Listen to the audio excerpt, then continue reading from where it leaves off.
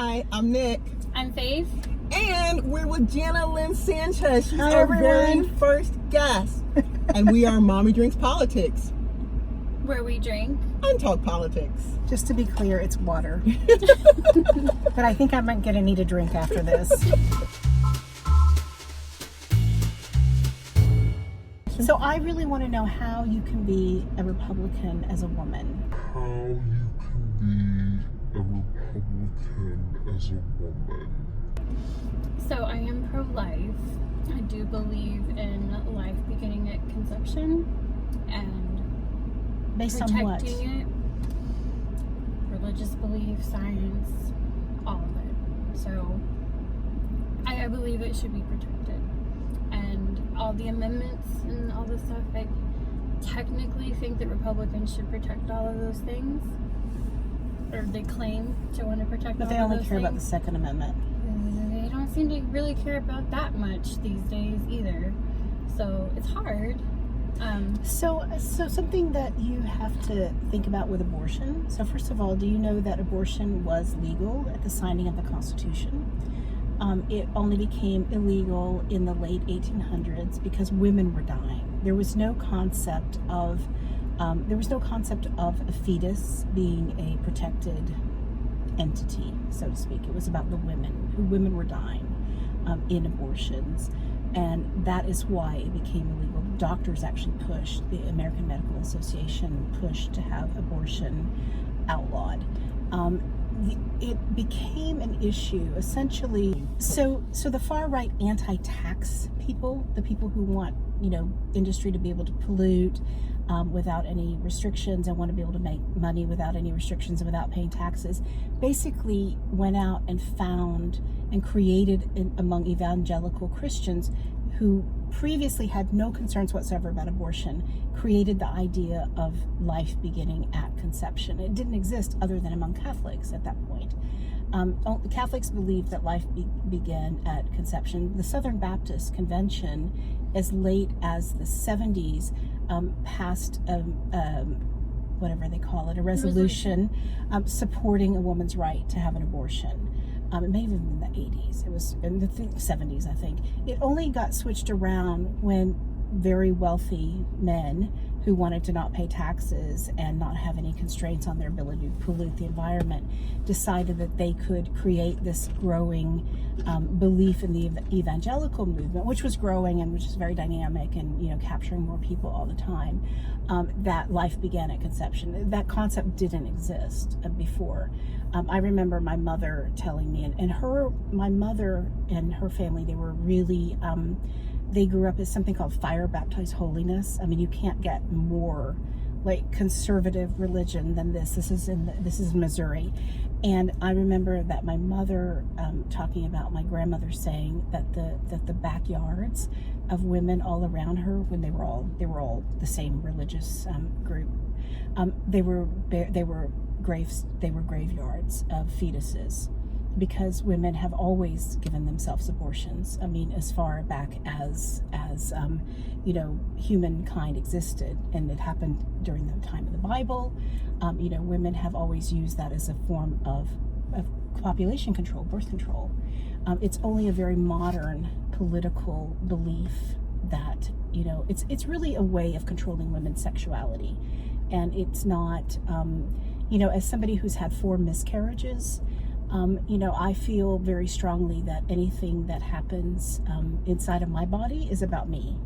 I would have never had an abortion. It's not something that I would support for me personally, but it's my choice. It's not the choice of usually old white men in Austin or DC to tell me what to do with my body.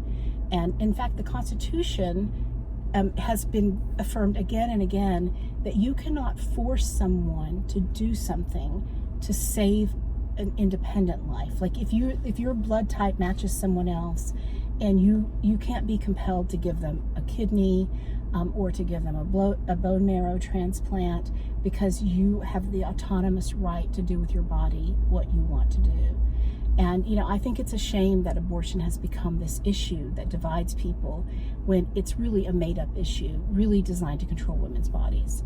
And I'm constantly shocked at the intelligent people who, and I do believe they're intelligent, but I can't believe they've fallen for this, because I know that if I believed abortion was murder, I would be right there with you. So I think it's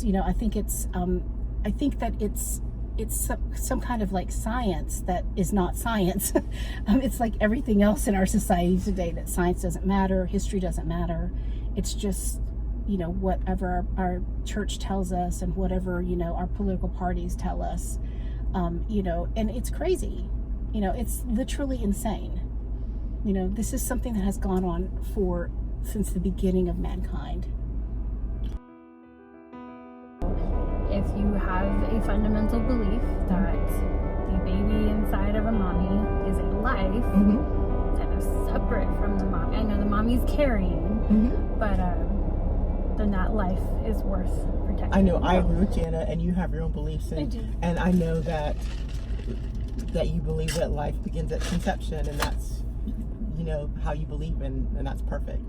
But what other reasons are you not just were you a Republican or were you a conservative, but you still are? Because I can still agree with about 80% of our platform. What's the 80% of your platform that you agree with? So I love the criminal justice stuff, obviously. But that's Democrats agree with that. Right. The pro-life stuff, obviously agree with that.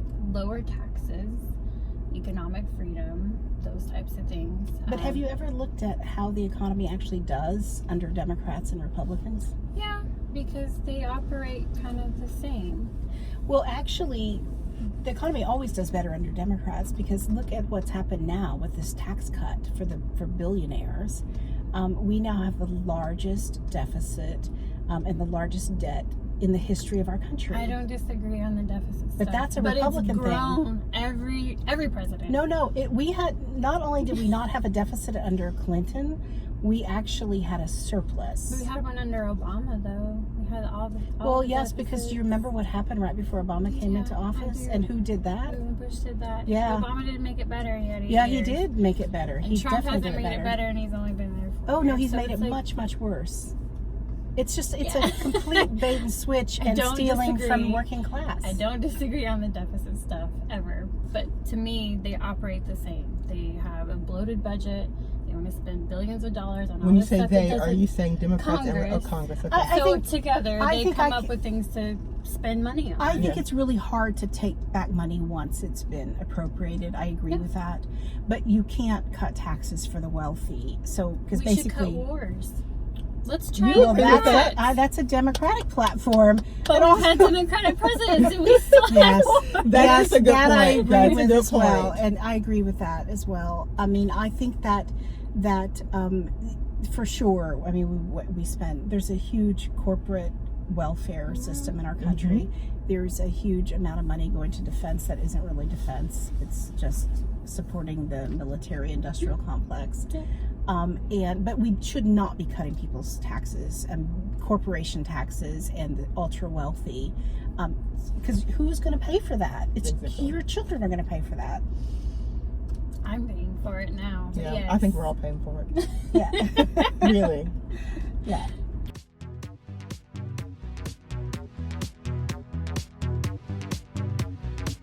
When I found out that I was going to be on, I didn't really read my email closely enough, and I thought that I was going to be on a TV show with someone from Empower Texans, and I was really upset. I was really upset. I was like, oh my God, I had no idea, because I can't imagine this person being a reasonable person. And then I found out you were no longer working for Empower Texans, which is great. Thank you. But also, I was fired. why were you fired? I don't want to talk about Oh, okay. it. Off camera. But what I find interesting is that we had a lot in common that we could share, and that we didn't get angry with each other. If you did get angry, you didn't show it. So that's interesting. I wouldn't have expected that. I was sharing earlier that since Trump was elected, it's been very difficult. It's ruined, his being the president has ruined relationships that I had with people I grew up with, who I was very, very close to and still love, but I can't have a conversation with them. And we have a truce in my family that we just don't discuss politics, because I literally will lose it, because I don't understand how anyone can support Trump. And I feel like they really are working against me as a woman, and as a Hispanic, and as a person, a thinking person, basically. So I cannot be friends with people who support Trump. And that happened, and I was never like that before. I had lots of friends who supported Bush, and the other Bush, and and that was never a problem. You could have a lively debate, but I think something happened with Trump's election that changed a social discourse, and made it impossible to be friends with people who are on the other side of the spectrum. And because I don't think, it's no longer, like, it's really hard to understand how anyone could support him, from my perspective. And, so it's nice to be able to talk to someone who's a Republican and not want to hit them. So I hope you guys enjoyed our conversation with Jana Lynne Sanchez. And there's something I'd like for you guys to do for us. And it's not just to like and subscribe. It's not just to hit that notification bell.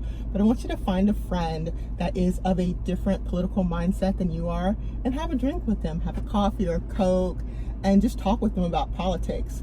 You might be surprised. Maybe you have more in common than you think. We'll see you soon. Take care. Bye.